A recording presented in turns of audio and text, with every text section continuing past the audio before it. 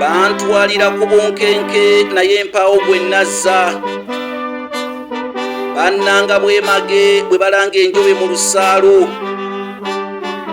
Batya okunsimba mu kaguli kubanga ebinvunaanibwa bijweteke.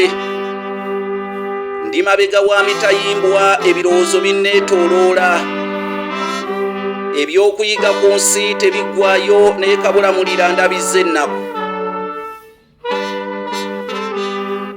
Ndi musibe ndabye ennaku. Etalojjeka kale. Nsula ku ttaka kalu. Nga nkukunadde nnyini. Olw'ebirowoozo nkumu. Bye nsula nabyo njolo. Musibe alaba ennaku etalojjeka ssebo. Nze Kanoonya